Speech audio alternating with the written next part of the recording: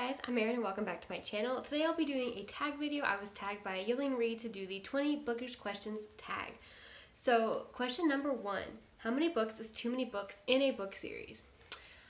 I would say, especially for specifically fantasy, 3 to 5 is my sweet spot. That's kind of like what I want as far as how long a series is. I'll certainly read 2-book series, and I will read series longer than 5 depending on how long and how interested I am. But if I had to pick like a sweet spot, it'd be 3 to 5. That feels like the right amount of time for me to spend just like a lot of time with the characters in the world, which is what I like in fantasy. I like long sprawling stories in fantasy, but without feeling fatigued, like, okay, how many books am I going to get through? I will say, and also it does depend on the story itself. Some series work better with longer books and some not. Like, it's very much dependent too in my mind, but 3 to 5 is probably my average answer for that one. Question 2, how do you feel about cliffhangers? I really don't mind them that much overall. I definitely, like, if I'm reading a series and it ends in a big cliffhanger and I don't know when the next one's coming out because it hasn't been announced at all, more miffed in that situation than if I know the next one's out or I know when the next one's coming out. But I, in general, don't mind them. I guess I've just read enough that I just kind of, like, somewhat expect them to happen, especially in series, and I just, like, not generally bothered by them that much in fantasy. Question 3, hardback or paperback? I don't really care. I probably prefer paperback because they're cheaper. I have nothing against hardback, it's just paperbacks cost less. I like mass markets a lot because they're small and portable, but those aren't being printed as much these days, so trade paperback is just as fine to me. Hardbacks definitely do look nice on shelves, but I mean, paperbacks are just cheaper, and that means more to me than exactly how they look on a shelf. And I really don't mind any format. Like, if I went to the library and picked up a book, I wouldn't care which format I was given as far as like a ease of readability, so I don't have a huge preference there. Question 4, favorite book. Now this question is mean because I don't like having to choose, and I have a hard time choosing whenever I ask this question by like just people in general, and so I'm decided to narrow it down to favorite fantasy book instead of just favorite all-time book, because I also have a hard time comparing across genres.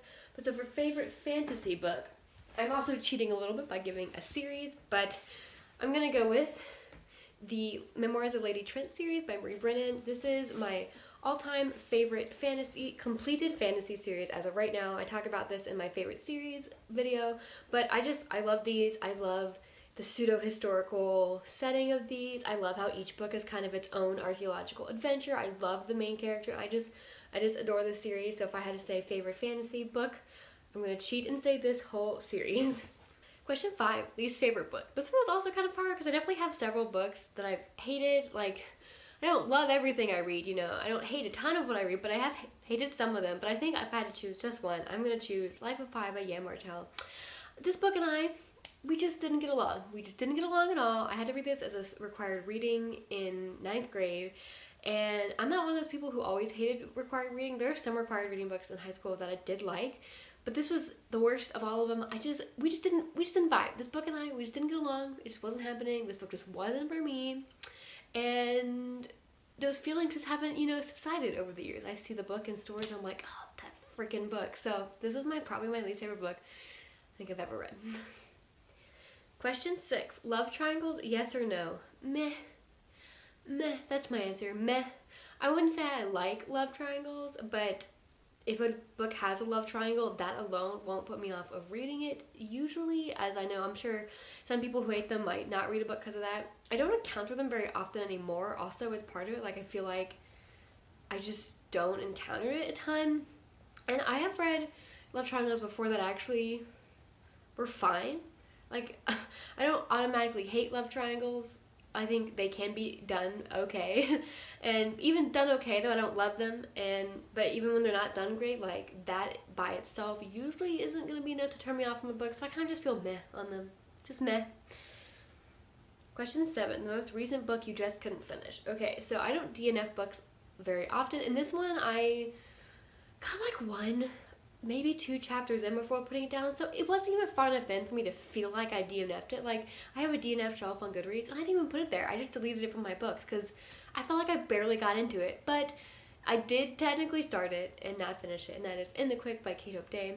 I think part of why I didn't want to put this on the DNF shelf either, it wasn't even like it was bad. Like, other books I put on those shelves were ones I like actively didn't enjoy, and thus wanted to denote them as DNFs, like in my shelf. But this one, I just didn't get into. I was in a bad reading mood when I tried to start this one, very much middle of a reading slump. I just didn't get me hooked immediately, and it didn't use quotation marks, which is it's one of 2 books I've read this month that didn't do that, and I just like didn't like that, and so I just like realized I wasn't vibing with it. I read like the first chapter, and then like maybe the second chapter, and then I put it down because I had to go do whatever, and I just like never felt like coming back to it. So I was like, you know what, it's a library book. I have no attachment as far as I paid money for this, and when I finish it, so I'm just gonna return it, just to leave it off my Goodreads shelves. Didn't even feel like I got far enough to actually call it a real DNF, but that is the most recent one I technically DNF'd. Question 8, a book you're currently reading. So right now I'm currently reading 2 books. One is a reread of The Dragon Reborn by Robert Jordan. I'm only the prologue in. It's not very far into a reread, but I am rereading it currently. And I'm also reading Recipe for Persuasion by Sonali Dev, which is book 2 in a contemporary romance series that are inspired by and retellings of Jane Austen novels. Question 9, last book you recommended to someone. I think the last book I recommended to someone was Project Hail Mary, which I recommended to my mom because I remember she had read The Martian and enjoyed it, and so I had just finished this one and liked it, and I was like, hey, if you like The Martian, I just finished this one, maybe you'll like it. And I think she just finished it early this week, and she also liked it, so I guess good recommendation. It worked out. So this is the last book I recommended to someone. Question 10, oldest book you've read by publication date. And so I looked at my Goodreads at what the oldest book I read was, and that was The Odyssey by Homer, which was published like 800 BC or something like that. And this was a required reading for 9th grade, and I really liked this one. So again, evidence that, as I said, I don't hate all required reading from school, because I remember quite enjoying The Odyssey. It was a fun book.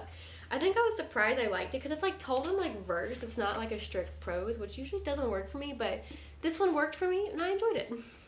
I think also the next 2 books on like oldest book on my Goodreads were like next like handful were also school books, because it was like Antigone and Oedipus Rex plays and Shakespeare. So we really got those old publication dates from those required reading books. Okay. Question 11, newest book you read by publication date. That would be How Sweet It Is by Dylan Newton. This was published July 13th. And as of filming this, I'm not sure when I'll post this video, but as of filming it, that was only about a week ago. So I have not read anything published more recently than that.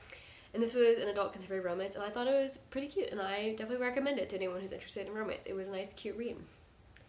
Question 12, favorite author. This one was hard, because prior to starting BookTube, I didn't really think about favorite authors that hard. Like, I didn't have a whole list, really.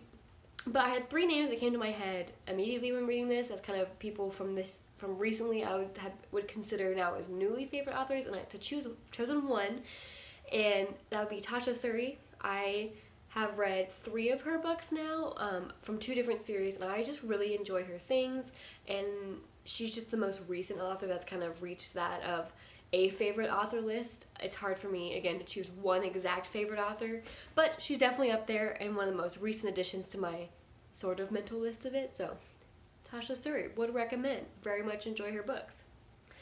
Question 13, buying books or borrowing books? Both. I kind of do both with equal regularity. It fluctuates. Like, I know when I was in college, I did a lot more library borrowing than buying books, just because I had little income, and I usually only bought books when I had gift cards for birthdays or Christmas, or if it was like the next book in a series I was in the middle of, I might go out and buy the next one.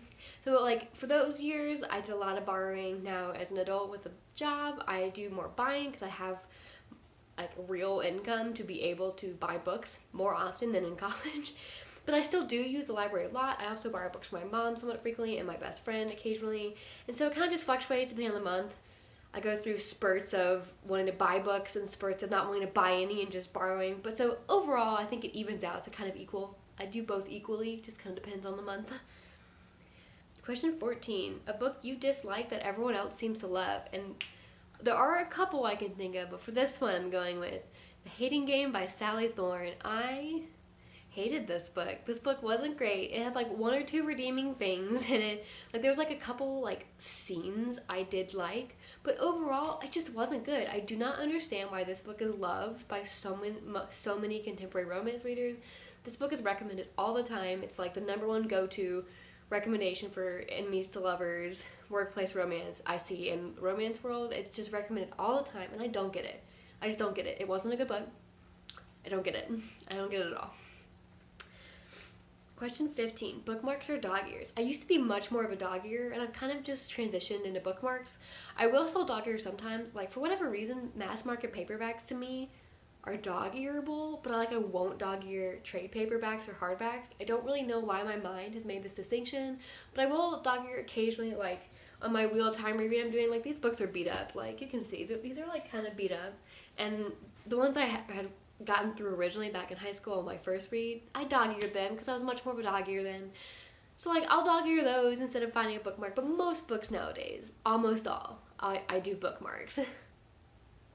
Question 16. A book you can always reread. This one is hard because I don't reread a ton, but there's like a whole list of books I want to reread, but I never end up rereading them. So as far as books I've actually reread more than once, one is Jane Eyre. I read that one a couple times.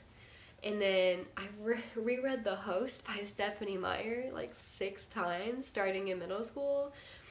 Romance books also have high rereadability, even though I haven't, since I've only the past year and a half really gotten into romance, I haven't really reread any of them more than once, but they definitely have a high rereadability for me. In general, they're quick, nice palate cleanser kind of deal. And yeah, there's a lot of things I want to reread, but not many that I actually have, so this question was kind of hard. Question 17. Can you read while hearing music? Yes, sometimes, but not always. Like, instrumental music is usually okay. I don't usually put on, I'm not someone who will put on instrumental music to read usually, but I can read if there's like instrumental music on. Music with lyrics, it depends. Sometimes I can, sometimes I can't. Kind of depends on the book. Like, if it's a book that I need more focus, like an epic fantasy that has like tons of world building I'm trying to absorb, probably not as much. But like a lighter book, like a mystery or like a romance that just doesn't have as many like building details, like a world building details, I can listen to music sometimes. And then sometimes my head is just not in the right mood to do it for any book. I don't often put on music while reading, but I will sometimes, just because I often like having background noise of some sort. So if I'm somewhere kind of quiet, I might put it on to have some kind of noise. But if I'm somewhere where there's enough natural noise that like it doesn't feel like I'm just sitting in silence, then I probably wouldn't.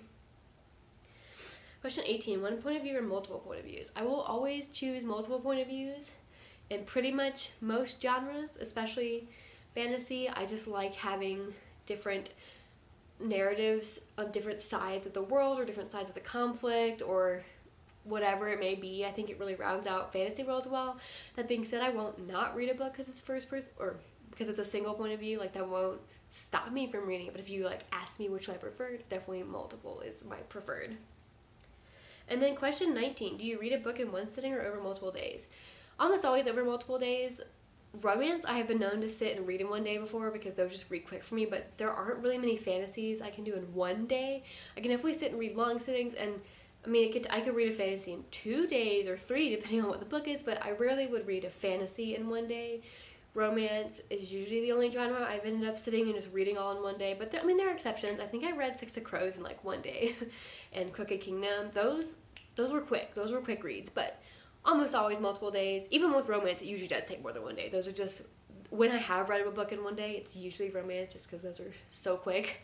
Usually much quicker than fantasy, but usually multiple days. Alright, those are the answers to my questions. If you want to do this tag video, I have all the questions listed below, and I will see you in my next video.